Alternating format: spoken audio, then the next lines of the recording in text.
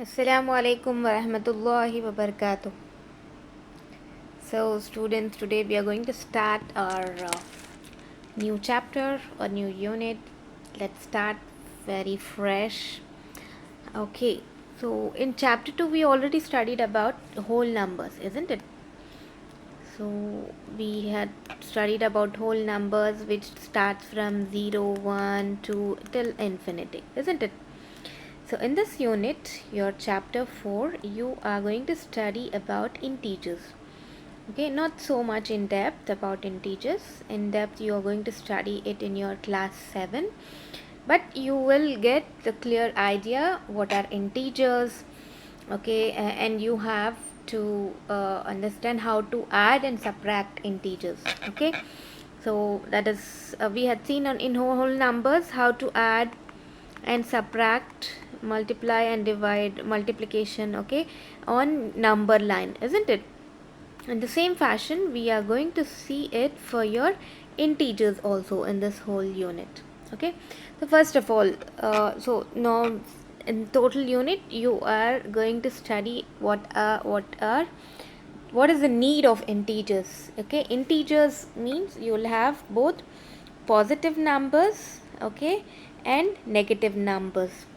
All right, so I will just play one video for the introduction of your integers. Okay, enjoy this video and try to understand why do we need integers, why do we need negative numbers. Okay, how where do we use negative numbers in our daily life. All right, so enjoy this video. Today, we will learn about integers. We come across many situations in our daily life where there is a need to represent numbers with a positive or a negative sign. For example, the temperature of Mumbai is usually above 0 degrees centigrade and is represented with a positive sign before the number. During winters, do you know that the temperature of Srinagar falls below 0 degrees centigrade? This has a negative sign before the number. Similarly, in a building, the floors above the ground are shown by a positive sign, whereas the floors below the ground, like the basement, are shown by a negative sign. Numbers which have a positive sign before it are called positive numbers, and those which have a negative sign before it are called negative numbers.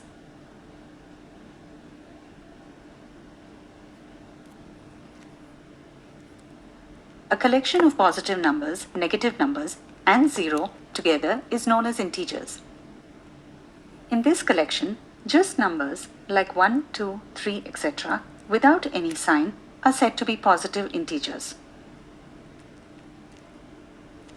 Although -1, -2, -3, etc., which have a negative sign, are said to be negative integers.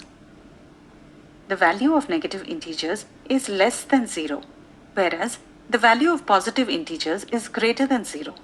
0 is neither positive nor negative. Therefore, it cannot be represented by any sign. Now let's understand why integers are important. Let's understand it with the help of an example.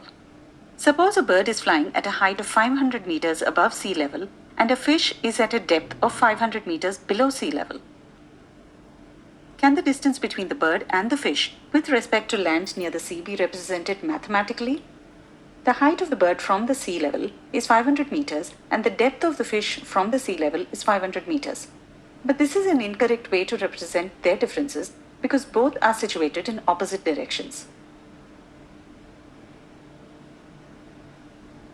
The bird is above the sea level, whereas the fish is below the sea level. Since whole numbers are incapable of representing this kind of situation, we use integers. In this case, the height above sea level is represented with a positive sign as plus 500 meters, and the depth below the sea level must have a negative sign such as minus 500 meters. It is now quite clear that plus 500 meters means 500 meters above the sea level and minus 500 means 500 meters below the sea level.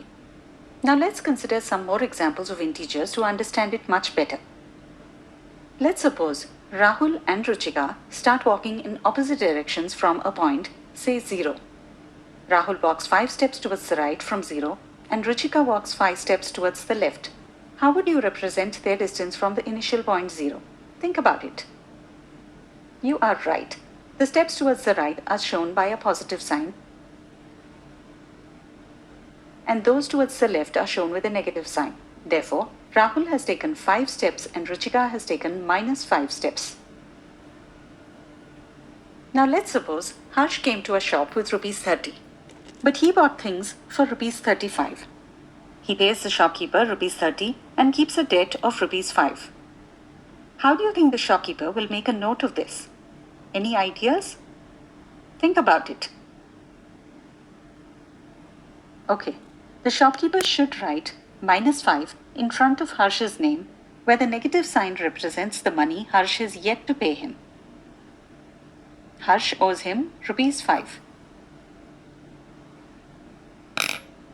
Similarly, when money is deposited in a bank, it is represented by a positive sign, whereas withdrawal of money is represented by a negative sign.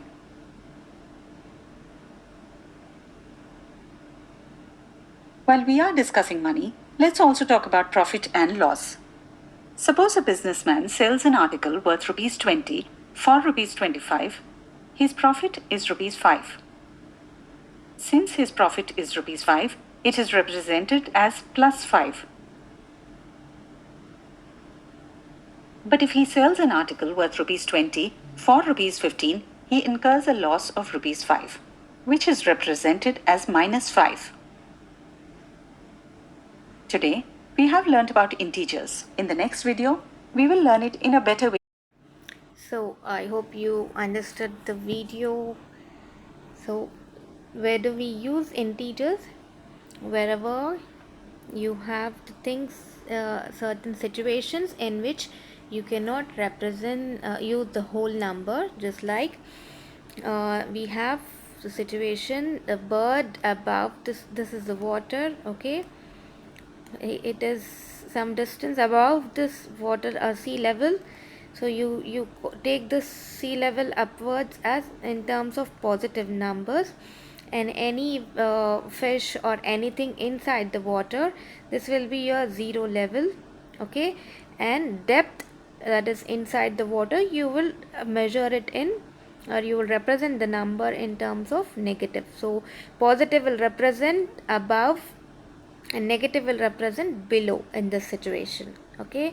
And you had seen many other examples like profit, we represent it in terms of positive numbers, and opposite of profit, it is loss.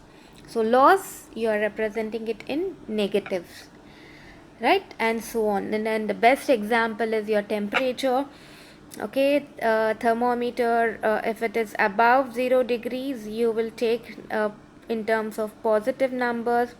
If the temperature goes below 0 degrees, that it gets very chill, and freezer and all, the temperature will be below 0 degrees, which you are representing it as in terms of negative numbers.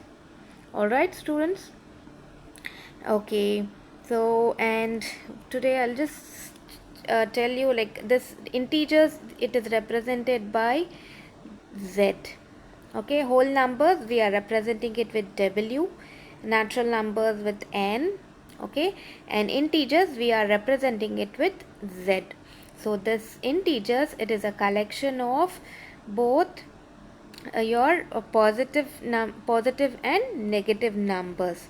So you can say that you have in integers positive natural numbers, okay, and negative natural numbers.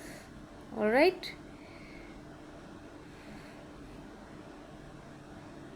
So I will just show you the number line, how it is represented, okay, for the integers. So you will have 0 in the middle, okay, and on the right hand side you will have positive numbers, that is 1, 2, 3, 4 and so on. On the left hand side you will have negative numbers of all these positive numbers, that is -1, -2, -3, -4, and so on. Okay, so the distance between the each point is, again, it is the unit distance. It should be same for all. Alright, so we had seen number line for whole numbers, isn't it? This is for your integers. Whole numbers, how we had drawn, it starts from 0, isn't it?